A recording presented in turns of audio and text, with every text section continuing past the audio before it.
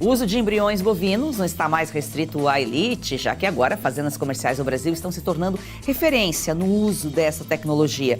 Hoje vamos falar sobre essa transformação e traçar um panorama sobre os próximos desafios e vantagens para o setor. Assista agora A Força do Agro com Joyce Maffezoli.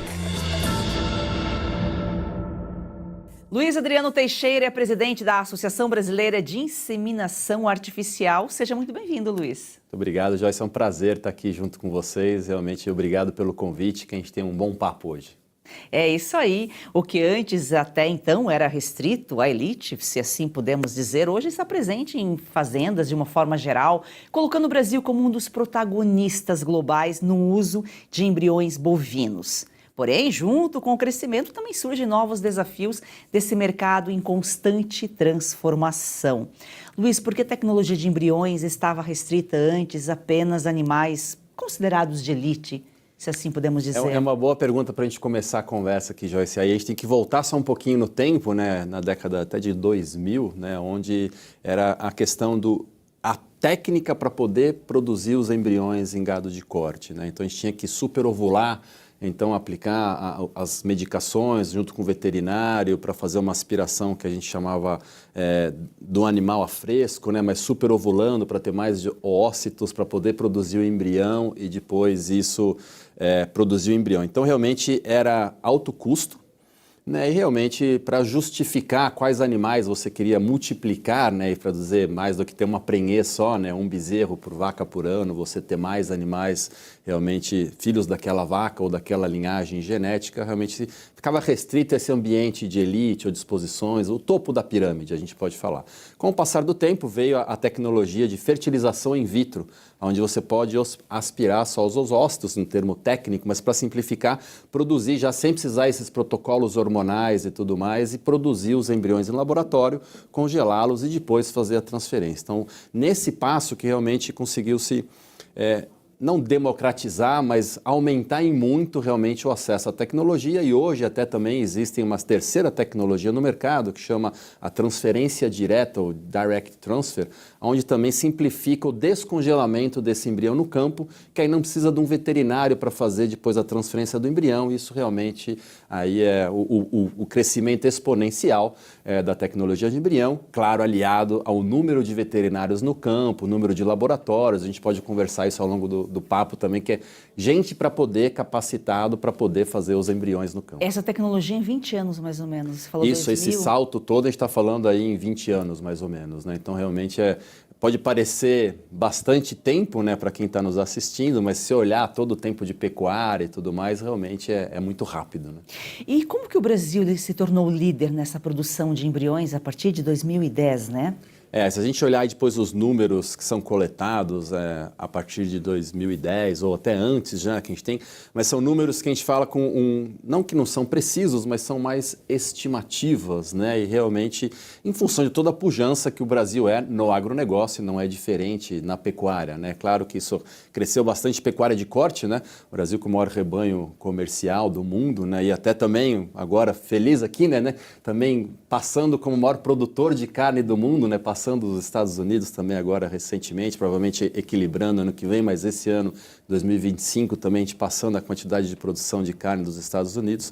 Então, realmente, o mercado que a gente chama, né, potencial é muito maior. Isso também depois acabou chegando no gado de leite, porque possibilita também a utilização de cruzamentos dentro da raça girolando, podemos conversar um pouquinho mais disso, e aí realmente teve esse pico exponencial. E o mercado de embriões, com certeza, ele acabou refletindo nessa evolução da pecuária que você acabou de colocar aqui, né? Sim. A velocidade que a gente chama de progresso genético, né? O que seria um progresso genético para você que está nos assistindo hoje aqui, entender de uma forma mais simples e mais rápido? É o quão melhor geneticamente são as filhas, né, as novilhas, né, as bezerras que você está produzindo na sua fazenda em relação às vacas que você já tinha na sua fazenda. A gente sempre espera, ou como a gente fala também, que o filho seja melhor que o pai ou melhor que a mãe, né? Esse é o progresso genético, né? Quando você faz a transferência de embrião, a velocidade de encurtar intervalos entre essas gerações, né, a partir de uma fêmea já com 1 ano de idade, você já começa a produzir embriões dela, enquanto você estaria produzindo só um filho dela por ano, você pode produzir vários filhos, você pode ter até 60 filhos num ano dessa mesma fêmea, né? Então você acelera muito essa genética que você quer multiplicar no seu rebanho através da tecnologia de embrião. A gente fala que é a velocidade máxima do progresso genético que você consegue alcançar através da tecnologia de transferência de embrião. E você falou corte e leite. Assim como nos humanos, os animais também têm aquela probabilidade de prenhez? Qual que é a porcentagem, mais ou menos? Isso tem também, não só com os embriões, né, quando a gente faz uma transferência desse embrião produzido no laboratório, né, mas também na inseminação artificial normal, né? Se a gente olhar hoje as taxas de prenhez, como a gente costuma falar no dia a dia na fazenda, né, gado de corte ela gira ao redor dos 50%, 55%. Em gado de leite, um pouco menor, né, em função de toda a alta produção das fêmeas, do que tem de ambiente, sistemas de produção e tudo mais. Quando a gente vai para embrião, é uma tecnologia que acaba tendo uma manipulação, um processo de produção desse embrião, a transferência.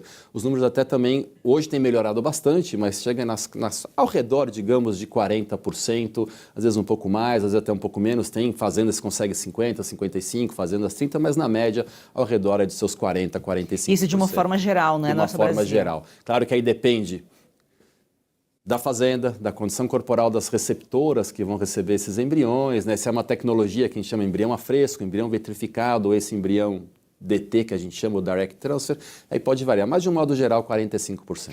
Porque não é só o embrião, né? É o bem-estar animal, é a saúde, a nutrição, o ambiente que aquele animal está. Exatamente. Você produziu o embrião, então você coletou lá o oócito daquela doadora que a gente chama, né? Qual é a genética que você quer multiplicar, vai para o laboratório, produz o embrião e você vai transferir ou na barriga de aluguel, como a gente costuma falar aí hoje nos filmes e por aí, né? Mas na receptora. Aí depende da nutrição, condição corporal dela e, claro, depois nesse período de gestação e tudo mais que ela tem, são vários outros fatores que acabam influenciando também.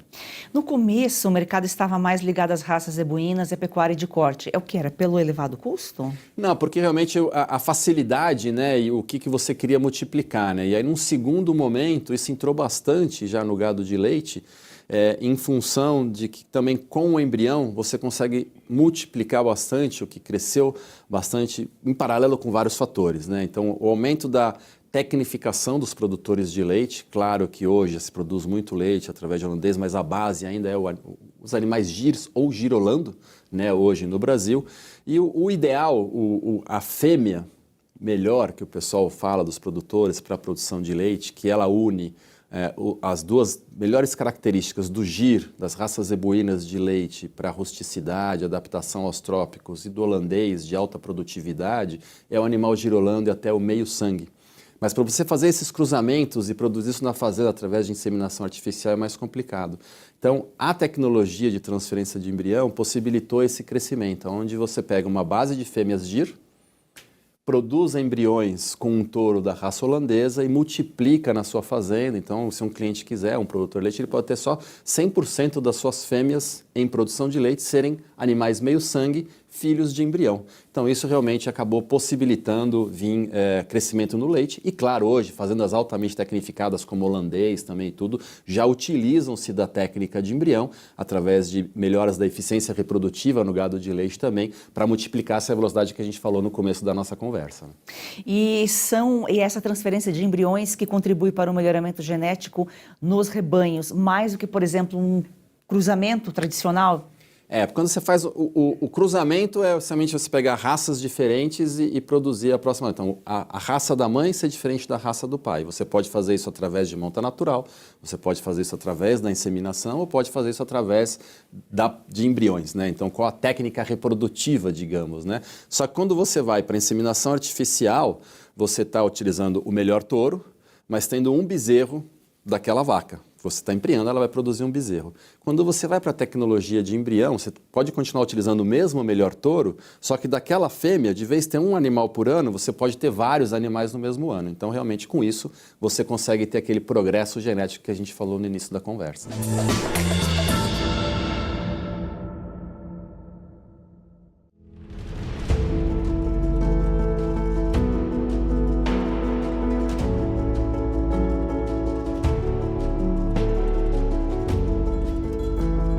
A verdade é uma só, mas diante de tantas mentiras, é preciso trabalhar duro todos os dias para que ela não se perca.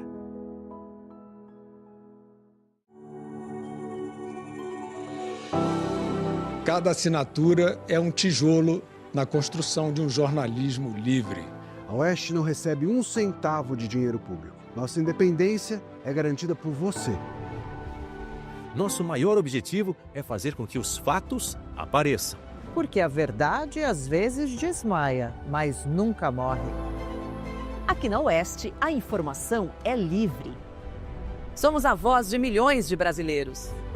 Essa independência editorial só existe quando se tem quem a sustente. E quem sustenta a Oeste é você, nosso assinante. Esse apoio transforma propósito em realidade. É a confirmação de que o jornalismo real ainda encontra espaço para crescer. É a prova de que o Brasil defende a liberdade de expressão.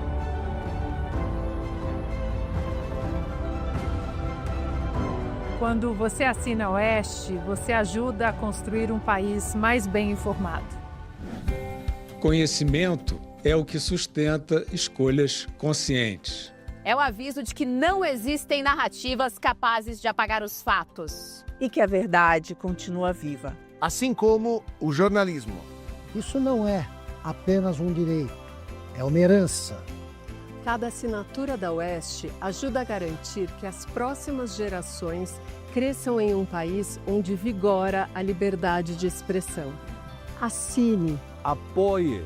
Fortaleça a verdade. Faça parte da Oeste.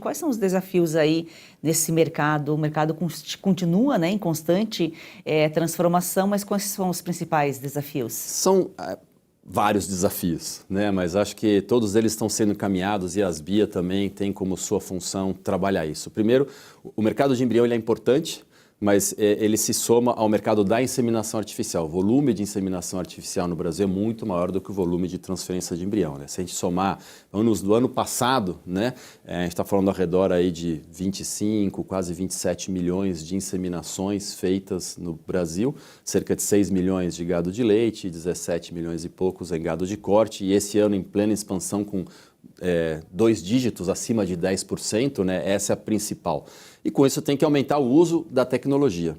Mas o embrião também se crescia bastante e um dos gargalos que proporcionou esse crescimento recente é aumento do número de laboratórios regionalizados, né? Porque você tem que coletar esse óvulo, levar para um laboratório, produzir embrião e voltar para a fazenda para transferir, né? Então, tendo mais laboratórios, hoje tem muito mais laboratórios a nível Brasil de campo, né? Então, possibilita uma logística mais fácil, junto com veterinários qualificados para isso.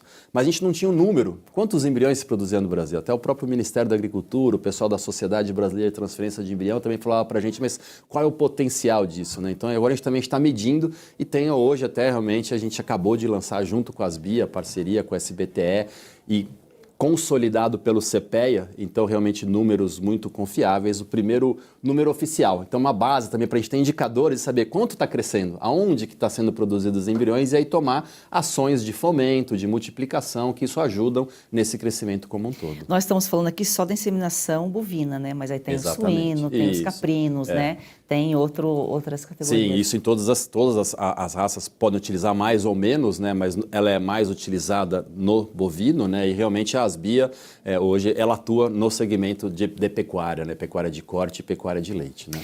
E a venda de insumos aí passou a ser também um indicador do mercado? Antes, quando você não tinha esse número oficial, né? Então não tinha um número onde os veterinários publicavam, né? Ou comunicavam, né? Eu transferi tantos embriões e tudo mais, né? Então, como que era feito a história de a gente ter o número? O que é esse mercado de embrião, né? Para a gente falar, estamos crescendo, não estamos crescendo, aonde estão sendo os embriões produzidos? Como eu falei antigamente, quando era só o rebanho de elite, né? Os rebanhos mais de associação, de exposições, né?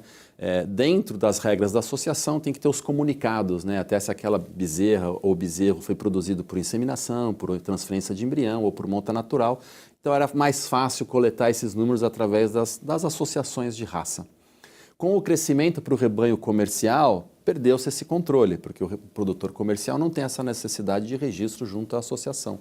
Então a SBTE, e junto com o pessoal da Embrapa também, começou a fazer um número aproximado, né, ou uma estimativa através do que a gente chama das bainhas, né? Para você inocular o embrião, você usa uma bainha pelas questões de esterilização e tudo mais. Então, quanto mais bainha se vende, mais embrião está sendo produzido. Mas, ao mesmo tempo, era uma estimativa, né? Porque você não tem um número real. E, realmente, agora, nesse trabalho junto, no ano de 2025, a gente está publicando números realmente confiáveis, auditáveis e realmente melhorando muito essa informação no mercado.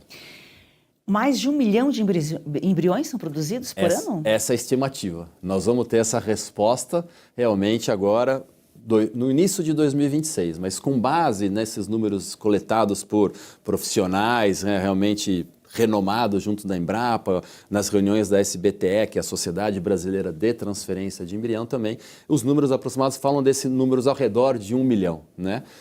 Mas, de novo, esse é um número estimado, esse ano de 2025, agora a gente está colocando números mais acurados, por assim dizer, né? Uhum.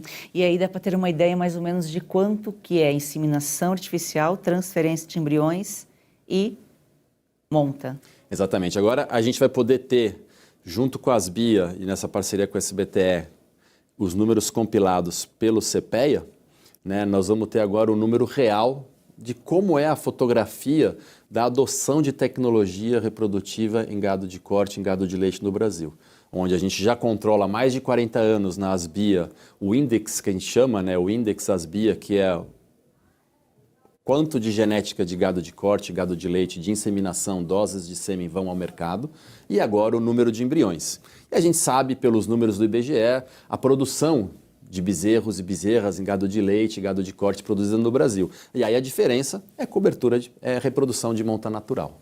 E esses dados são importantes, né, Luiz, porque ajudam aí nas decisões estratégicas de mercado. Esses dados são cruciais, né? A gente pode se dizer que o índice Asbia, que gera de sêmen, agora complementado pelo índice embrião, ele é o raio-x da pecuária tecnificada do Brasil. Porque um produtor, para poder utilizar a inseminação artificial ou utilizar a técnica de transferência de embrião, é um produtor do uso de tecnologia. Não adianta ele só inseminar suas fêmeas ou fazer o embrião. Ele tem que ter um bom manejo, ele tem que ter uma boa nutrição, uma boa sanidade, uma boa gestão de mão de obra nas fazendas, boas pastagens. Então, é um produtor que produz mais. E tudo isso começa na vaca, né? Então, você tem que emprenhar a sua fêmea para poder ter ela depois, quando parir, produzindo leite. E a carne que a gente come tem que ter nascido bezerro também disso, né? Então, tudo se começa, a cadeia toda de valor, tanto de corte ou de leite, acaba começando na reprodução.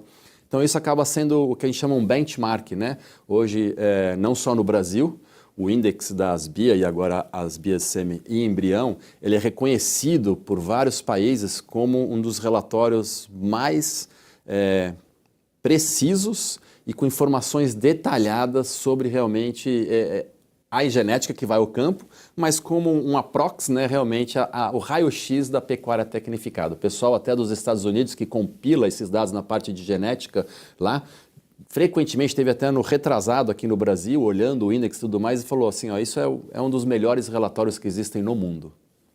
O Brasil exporta genética? O Brasil exporta genética.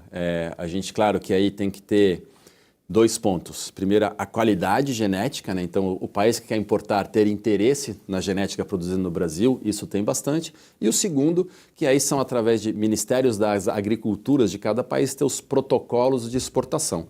E aí a gente sabe que tem protocolos abertos e protocolos não abertos, assim como a gente exporta carne, ou exporta frango, proteína, que tem mercados que estão abertos, outros que não, mas o Brasil exporta bastante, claro que a maioria é para a América Latina, mas se a gente pegar os números do ano passado, a gente já está falando ao redor aí de 840, 850 mil doses exportadas, e a gente entende que num curto espaço de tempo o Brasil vai poder exportar mais de 1 milhão de doses de sêmen também, e com um mercado crescente potencial enorme, né? Claro que primeiro América Central e América Latina, mas a gente também tem bastante interesse dos países da África e Índia, com delegações visitando, tiveram uma exportação ano passado grande, me lembro agora, mais 30, 40 mil doses numa única exportação para a Índia também, que estão na faixa tropical, de pecuária tropical. Eles reconhecem que o Brasil hoje é o berço da melhor genética, tanto tropical para gado de leite, como para gado de corte também no mundo. É isso que eu queria perguntar, o que eles têm interesse, Eles têm interesse realmente porque produzem em condições tropicais, estão na mesma faixa do globo nosso, né? Então, de produção a pasto, de áreas quentes, né? O sistema de produção parecidos. Então, o que se vai bem é a genética tropical e eles identificam e reconhecem o Brasil como realmente os animais de melhor produtividade, né? E isso junto, a gente não pode deixar de reforçar aqui um agradecimento ao Ministério da Agricultura também, que sempre está trabalhando para a gente fala abrir novos mercados, né? Que é essa discussão de ministério para ministério, de país para país, para discutir quais são os protocolos sanitários para a gente ter um mercado aberto para poder exportar essa genética. Você já perdeu as contas de quantos comprimidos toma por dia para tentar aliviar suas dores? Cansado dos efeitos colaterais que isso causa no seu corpo? Como dor nas juntas, nas costas, nas pernas, dor para levantar, até para dormir. A verdade é uma só, você merece se sentir bem de novo e isso é possível. Com certeza, é isso mesmo. A Vitagold traz para você um produto completo de verdade. O Vitai 7 em 1 é uma fórmula com 7 ativos mais indicados por especialistas, agora em apenas 2 cápsulas por dia. Chega de tantos remédios, mais praticidade, mais saúde e menos dor. É isso aí, imagina só, fortalecer os seus ossos, reduzir as inflamações, proteger os seus músculos e cartilagens, recuperar a disposição e ainda reforçar a sua imunidade. Tudo isso com uma fórmula natural, com comprovação científica que age de verdade onde a dor começa. E a nossa querida Lucinha Lins já incluiu o Vitai 7 em 1 na rotina. Vamos ver o que ela conta pra gente. Cansada de tomar vários comprimidos por dia, não é mesmo? Eu também.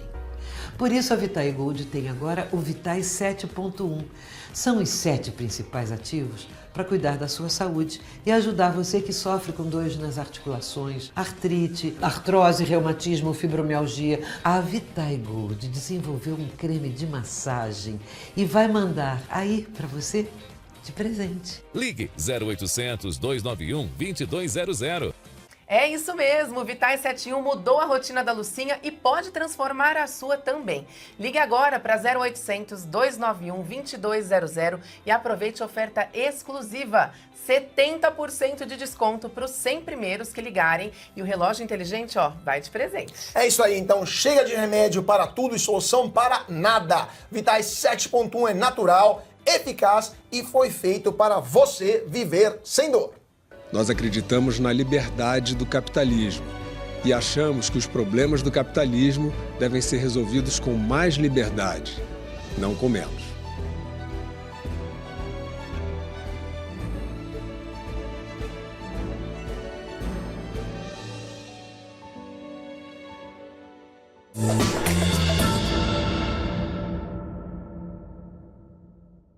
Você disse que a proximidade dos laboratórios, né, os laboratórios mais espalhados pelo Brasil, mais próximo ao campo, né, também facilitou essa democratização.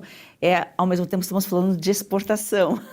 Vai para longe, mas aí tem todo aquele transporte adequado, com refrigeradores, porque o sêmen o embrião vai congelado. Sim, tem o embrião a fresco, mas assim também vai condicionado. O embrião, tanto com a inseminação também, são congelados em nitrogênio líquido. Então a gente tem botijões térmicos, né, realmente com a menos 196 graus. Né, então, realmente para você, a cadeia de logística da inseminação e do embrião, ela é uma cadeia complexa porque tem que ter os botijões, né, de nitrogênio líquido. Né, então isso também acaba sendo que não é tão fácil, né, você crescer, mas isso é resolvido, isso realmente não foi um dos gargalos já anteriormente, até quando se desenvolveu a tecnologia de congelamento do sêmen depois do embrião para poder ter, mas não é que você pode colocar na sua caixa e aí na Amazon já vai tranquilo, tem realmente uma logística um pouco mais complicada. E uma curiosidade para quem está na cidade, né, está se perguntando como funciona esse mercado, quem fornece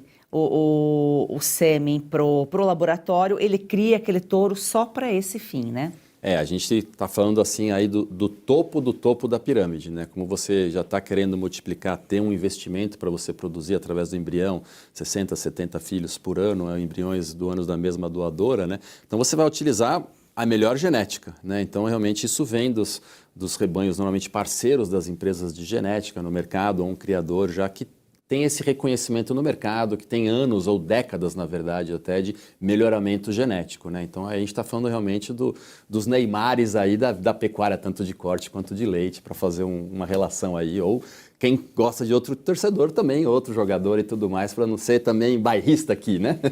Pedigree, né? Isso, exatamente. Luiz, muito obrigada pela sua participação aqui, pelas suas informações. Não, obrigado, um prazer estar aqui, sempre que possível a gente está de volta. Gratidão a você, a força do agro é o Brasil que dá certo.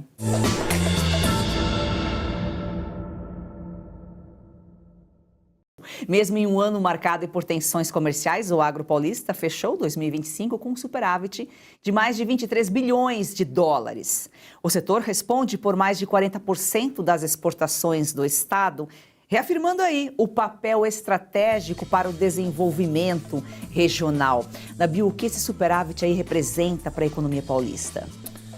Quando a gente fala o número 23 bilhões de dólares, às vezes para as pessoas é difícil ter a percepção da importância, mas quando a gente diz que mais de 40% do que São Paulo exportou veio do agro, acho que as pessoas percebem a importância do agro na nossa economia. E esse superávit traz bastante emprego, desenvolvimento, renda para a economia paulista, não só para o agro, porque isso acaba irradiando para os demais setores da economia.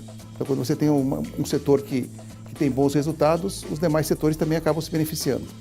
A gente já falou aqui outras vezes, mas sempre é bom lembrar, porque quando fala assim São Paulo, a grande metrópole, todo mundo pensa que é a indústria, né? Porque foca na capital. Mas o estado em si, o interior, ele respira agro, né, Nabil? O estado de São Paulo tem uma história vinculada com o agro, né, com o desenvolvimento do café, né, que trouxe a riqueza exatamente para dar base para a industrialização. E a gente tem uma economia bastante vinculada com o agro. Agroindústrias, o agro mesmo, produção de produtos agrícolas, né, pecuária, pescado,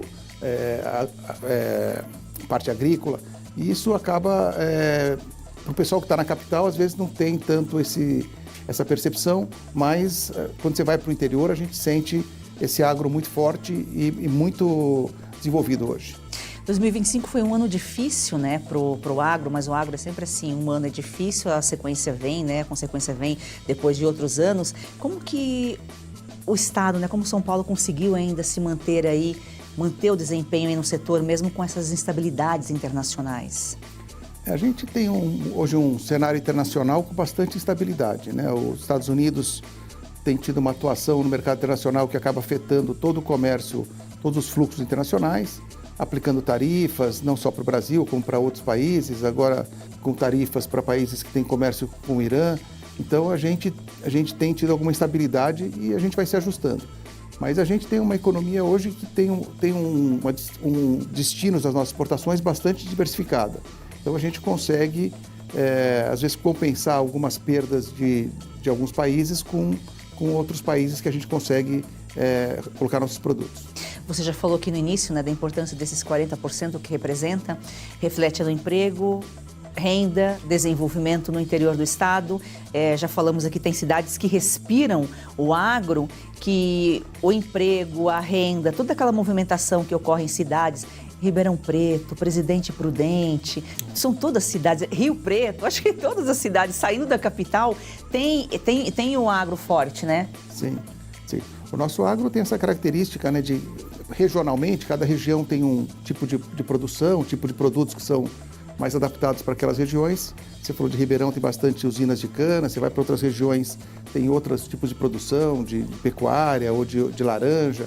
Então a gente tem uma diversidade regional.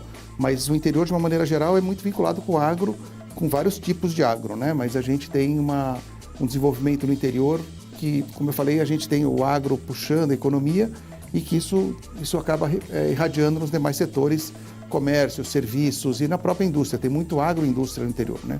A gente fala de usinas de álcool ou as indústrias de papel, são todas agroindústrias, né? São todos o produto agrícola sendo industrializado.